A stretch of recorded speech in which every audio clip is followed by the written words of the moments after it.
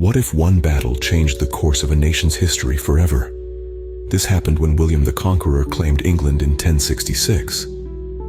Let's journey back to the 11th century, to a time when England was a land of Anglo-Saxon kingdoms. The year is 1066, and the throne of England is in dispute. Enter William, Duke of Normandy, who believed he had a rightful claim to the throne. This claim was contested, leading to one of the most famous battles in history, the Battle of Hastings. On October 14th, two armies clashed on Senlac Hill, near the town of Hastings.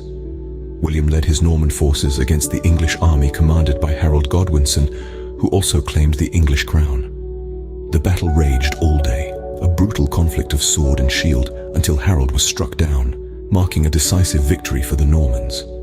This victory didn't immediately make William the king, though. He had to march his army through a hostile country to London, facing resistance along the way. But by Christmas Day of that same year, William was crowned King of England in Westminster Abbey, starting a new chapter in English history. This conquest marked the beginning of a new era, an era of Norman rule. The Normans brought with them a new language, a new system of law, and a new way of life. They built castles and churches, imposing their culture and their rule on the land they had conquered.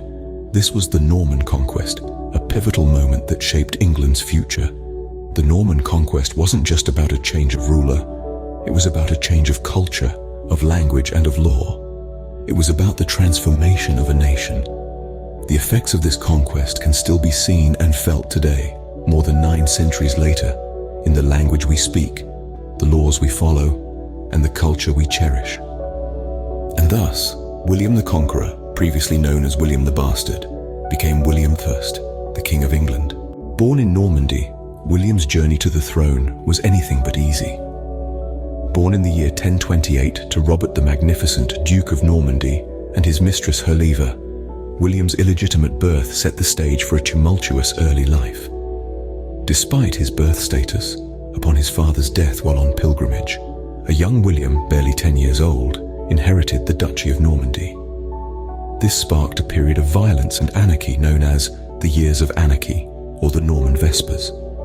William's reign was continually challenged, forcing him to grow up fast and learn the art of survival and strategy.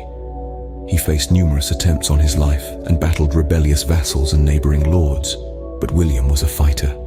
Through strategic alliances, decisive victories, and sheer force of will, he managed to consolidate his power in Normandy. Through cunning and might, William secured his position as the Duke of Normandy. The English throne was not simply handed to William. It was a prize he believed was his by right. William's claim to the English throne was steeped in a complex web of promises and betrayals.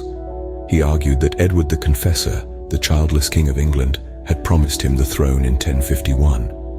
Moreover, he contended that Harold Godwinson, a powerful English earl, had sworn on sacred relics to uphold William's claim. However, when Edward passed away in 1066, Harold was crowned King of England, dismissing William's claim as nothing more than a foreign ambition. Feeling betrayed and righteously indignant, William decided to take what he believed was rightfully his. He began preparations for an invasion, arguing that Harold's ascension was illegal and that he, William, was the rightful ruler of England. With a claim and a dream, William set his sights on the English crown. Once king, William began to reshape England in his own image. He organized society into a hierarchy known as the feudal system. At the top was the king, followed by his tenants-in-chief, who were mostly barons and bishops. These nobles would pledge loyalty to the king, providing him with soldiers in times of war. In return, they were given land, which was worked by the lowest rung of society, the serfs. This system ensured that power was centralized under the king, while also providing a level of autonomy to the nobles. To keep a record of his kingdom, William commissioned the Domesday Book, a detailed survey of land holdings across England. This allowed him to impose taxes efficiently and keep track of his wealth. Additionally, he ordered the construction of castles across the land, further establishing his authority and providing a means of defense. Through these measures, William the Conqueror forever changed the face of England. But not all were content under the rule of the new king. Dissatisfaction brewed among those unwilling to accept the Norman yoke. In the north of England, the harrying of the North was a brutal testament to the lengths William would go to quash rebellion. With a scorched earth policy, he devastated the land and its people, making it a stark reminder of the cost of defiance. Meanwhile, across the Channel in Normandy, insurrections ignited. William's own blood, his half-brothers Odo and Robert, challenged his authority. However, the iron-willed king was no stranger to rebellion, and he moved swiftly to suppress these uprisings. His response was harsh, a clear message to anyone daring to defy his rule. These rebellions and resistances were significant, not for their success, but for their failure. They highlighted the strength and determination of William's rule. Resistance was met with swift and brutal retaliation, reinforcing the notion that rebellion was futile. Despite the resistance, William's rule remained firm. Beyond politics and war, William left a lasting mark on England's culture and landscape. His reign ushered in a new architectural era.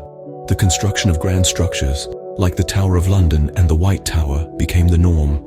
These edifices, known for their distinct Norman style, incorporated rounded arches, thick walls, and massive keeps.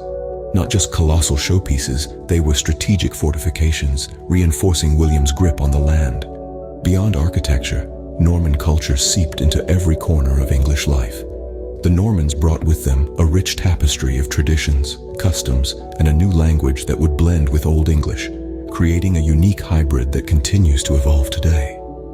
From the castles that dominate the skyline to the cultural nuances that shape society, William's influence is deeply ingrained in England's identity. The Normans may have come as conquerors, but they stayed as architects, builders of a new England. William's legacy can still be seen in the stones of England's most iconic structures. William's influence extended even to the words we speak and the laws we follow. The impact of the Norman Conquest on the English language is profound, and it's all thanks to William the Conqueror. With the Normans in power, French became the language of the court, the aristocracy, and the educated classes, infusing English with a wealth of French words.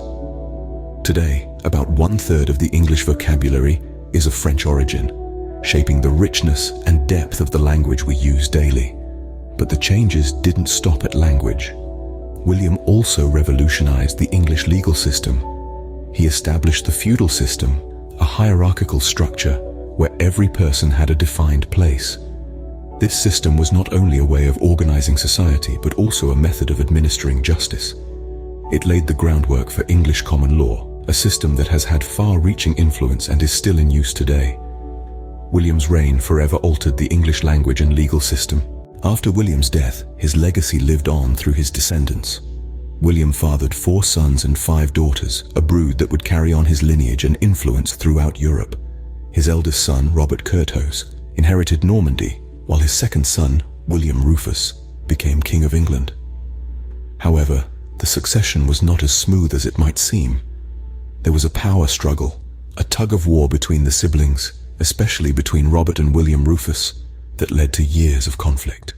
This turmoil came to a head when Robert attempted to claim the English throne from his brother, sparking a rebellion that lasted for several years. Despite these conflicts, the bloodline continued, and many of his descendants went on to rule England and other parts of Europe. Even today, the impact of William's lineage is evident. The blood of William the Conqueror still runs in the veins of the British monarchy. The memory of William the Conqueror has endured throughout the centuries.